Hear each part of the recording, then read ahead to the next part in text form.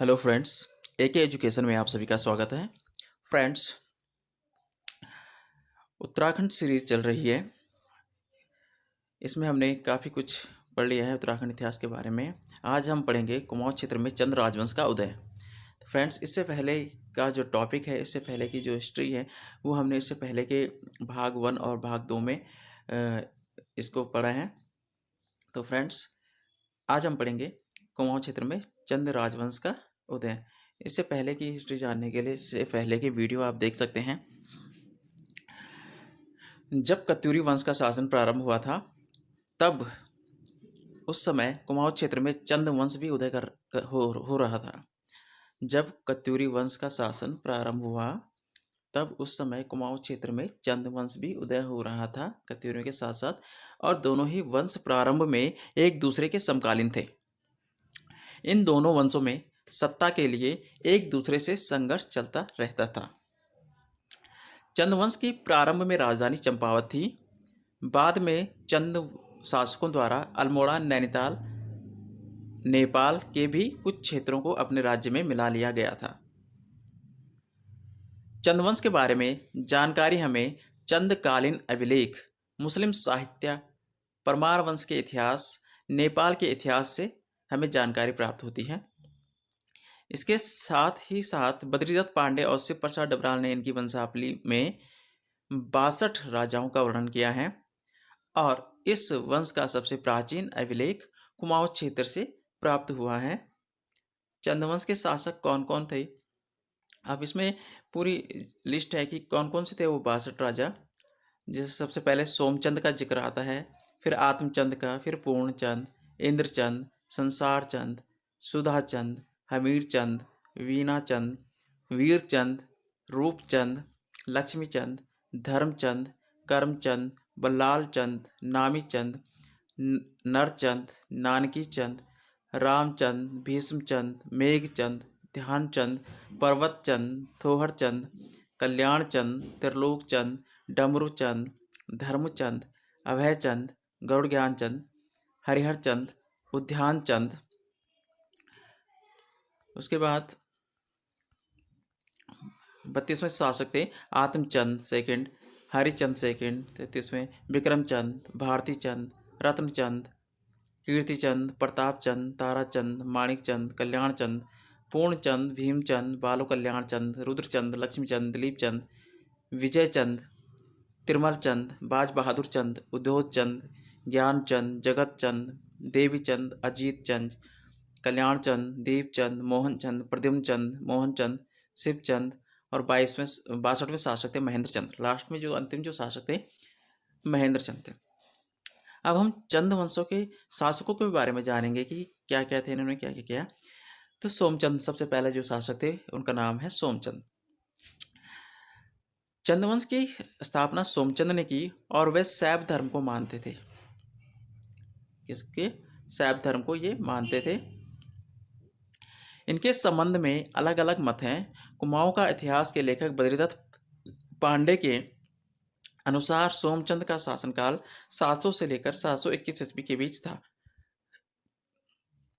इसके साथ ही साथ ब्रिटिश इतिहासकार एटकिंसन के अनुसार सोमचंद का शासनकाल 935 ईस्वी के आसपास था। कुछ इतिहासकारों के अनुसार चंदवंश की स्थापना तोहरचंद ने 1216 ईस्वी के आसपास की थी, परंतु ज्यादातर इतिहासकार के अनुसार चंदवंश की स्थापना सोमचंद ने 700 ईस्वी के आसपास की थी, और तोहरचंद सोमचंद की 23वीं पीढ़ी में आया था। झूसी इलाहाबाद में सोमचंद यात्रा करने के लिए झूसी इलाहाबाद से सोमचंद यात्रा करने के लिए बद्रीनाथ आए थे, और उस समय उत्तराखंड के राजा कत्यूरी शासक ब्रह्मदेव थे। यहाँ पर सोमचंद ने ब्रह्मदेव की एकमात्र कन्या, जिसका नाम चंपा था, उससे विवाह कर लिया था, और इसके साथ ब्रह्मदेव ने सोमचंद को कुछ क्षेत्र भी दान में दिए थे। सोमचंद ने अपनी पत्नी व रानी चंपा के नाम पर चंपावती नदी के किनारे ब्रह्मदेव द्वारा मिली भूमि पर चंपावत राज्य का निर्माण करवाया था, और राजा सोमचंद ने चंपावत राज्य में एक राजबुंगा किले का निर्माण करवाया था, और यहीं से चंदवंश की शुरुआत हुई थी। इन्होंने राजबुंगा किले के लिए 4 किलेदार भी नियुक्त किए थे। उनका नाम कार्की, बोरा, तड़ागी और चौधरी था। और इनके 4 किलेदार को चाराल ऑब्लिक चार आल कहा जाता था। जो इनके किलेदार थे उनको चाराल कहा जाता था और ये चाराल पूर्ण रूप से नेपाल के निवासी थे। सोमचंद ने अपने क्षेत्र का विस्तार करने के लिए अपने आसपास के राजाओं के साथ युद्ध करना शुरू कर दिया था और अपना सबसे प्रथम युद्ध वह द्रोणकोट के रावत राजा के साथ लड़ते थे। तो सबसे पहले इन्होंने कौन सा युद्ध लड़ा? द्रोणकोट के रावत राजा के साथ। इस युद्ध में सोमचंद द्रोणकोट के राजा रावत को मार देते हैं और इस क्षेत्र से भी राजा सोमचंद को कर मिलना शुरू हो जाता है। सोमचंद के ने गांव के सयानों, जिनके पास जिंदगी का बहुत ज़्यादा अनुभव होता है, और बूढ़ों की नियुक्ति की करी और उन्होंने इन सयानों और बूढ़ों को एक इकट्ठा करने का कार्य सौंपा था। इन्होंने क्या किया था? बूढ़ों और सयानों को कर इकट्ठा करने का कार्य सौंपा था। उन्होंने इन सयानों और बूढ़ों को अपने जीते हुए क्षेत्रों से कर इकट्ठा करने के लिए भेजा, परंतु जब ये सयाने और बूढ़े कर इकट्ठा करने उन क्षेत्रों में गए तो वहाँ मेहरा और फरत्याल थे, जिन्होंने कर देने से मना कर दिया और इन सयानों और बूढ़ों के सर काट के बीच चौराहे पर उनको गाड़ दिया था। तब से उस क्षेत्र को बूढ़ा चौरा भी कहा जाता है। मेहरा व फरत्याल वो लोग थे जिनको उन क्षेत्रों में काफ़ी शक्तिशाली माना जाता था और उनकी उन क्षेत्रों में काफ़ी चलती थी। राजा सोमचंद ने मेहरा और फरत्यालों को बहला फुसला के अपनी तरफ कर लिया था और उन्हें मंत्री व सेनापति जैसे पद प्रदान किए, क्योंकि राजा सोमचंद अपना राज्य विस्तार कर रहे थे और इसलिए सोमचंद ने उनको बड़े बड़े पदों में नियुक्त किया था। इनके साथ साथ सोमचंद डोडी के राजाओं को कर भेजा करता था। डोडी के राजा नेपाल क्षेत्र से संबंधित थे और ये मल्लवंशी होते थे और इन्हें रैका भी कहा जाता था। इससे आप यह देख सकते हैं कि सोमचंद एक स्वतंत्र राजा नहीं था, क्योंकि वह डोडी के राजाओं को कर भेजा करता था। सोमचंद के समय डोडी का राजा जयदेव मल्ल था, जिसे सोमचंद कर भेजा करता था और इस मल्ल वंश का प्रथम राजा वामदेव था। अब बात करते हैं दूसरे जो राजा थे यहाँ पे आत्मचंद। तो आत्मचंद, सोमचंद के बाद उनका उत्तराधिकारी आत्मचंद राजा की गद्दी में बैठता है और यह 20 वर्षों तक शासन करता है। उसके बाद पूर्णचंद, आत्मचंद के बाद पूर्णचंद शासक बनता है। उसके बाद इंद्रचंद। इनके समय उत्तराखंड में रेशम का उत्पादन और उसका निर्माण बहुत ज़्यादा हुआ था। किसके समय? इंद्रचंद के समय पे। इन्होंने चीन की रानी के साथ विवाह किया था। तिब्बत के राजा की पत्नी चीन से रेशम के कीड़े तिब्बत लाई थी और इंद्रचंद ने रेशम के कीड़े तिब्बत से उत्तराखंड लेके आए थे। इन्होंने चंपावत में सिल्क का कारखाना खोला था और इन रेशम के कारखानों में काम करने वाले लोगों को पटवा या पटौवा कहा जाता था। इन्होंने नेपाल के मार्ग के माध्यम से चीन से व्यापारिक संबंध बनाए। इंद्रचंद के बाद संसार चंद, सुधाचंद, हरिचंद क्रमानुसार राजा बनते हैं, परंतु इतिहास में इनमें से कोई खास घटना या बिंदु नहीं जुड़ा है। उसके बाद वीणाचंद। वीणाचंद, इसकी कोई संतान नहीं होती है। यह भोग विलास में ही रहता है और सारी बातों से निश्चित होकर अपना जीवन आनंदमय रूप से व्यतीत करता है। इसे विलासी राजा भी कहा जाता है। किसको? वीणाचंद को।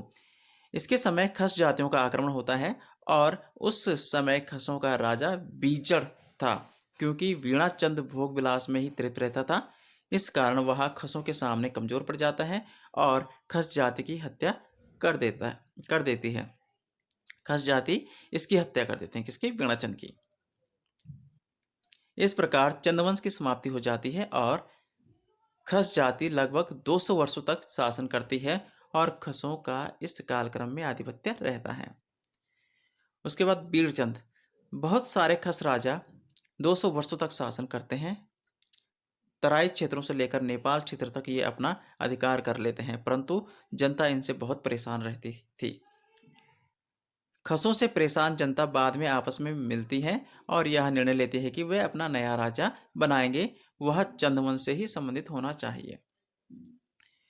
उसके बाद जनता अपने में से सोन खड़ायन नामक व्यक्ति को अपना मुखिया चुनती है। फिर सोन खड़ायन नए राजा की खोज में नेपाल क्षेत्र की तरफ जाता है। वहां उसे वीरचंद मिलते हैं, जो चंदवंश के 5वें शासक संसार चंद का रिश्तेदार होता है, और फिर जनता उसे राजा बनाने के लिए आमंत्रित करती है। वीरचंद जनता का निमंत्रण स्वीकार करता है और खसों को समाप्त करने के लिए आ जाता है। उस समय खसों का राजा सौपल था। वीरचंद ने खसों के राजा को मार गिराया और उन्हें पराजित कर दिया। खसों का आधिपत्य खत्म करके वीरचंद ने पुनः चंदवंश की स्थापना की थी। वीरचंद को खस जाति के अंत का श्रेय भी कहा जाता है। तो फ्रेंड्स, आज इतना ही रखते हैं, वीडियो लंबा हो जाएगा। तो आज वीरचंद तक ही रखते हैं। उसके बाद हम नेक्स्ट वीडियो में जो भाग 4 आएगा इसका, उसमें हम आगे रूपचंद के बारे में पढ़ेंगे। आज हम यहीं पे समाप्त करते हैं।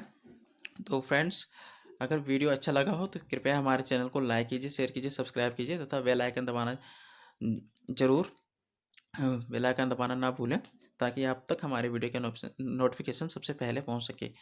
तो फ्रेंड्स, मिलते हैं नए वीडियो में। तब तक के लिए धन्यवाद।